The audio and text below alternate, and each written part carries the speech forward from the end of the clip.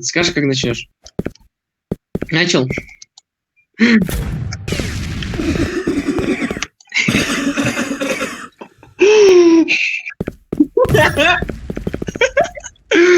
Капкан надо сломать. Капкан самый лишний.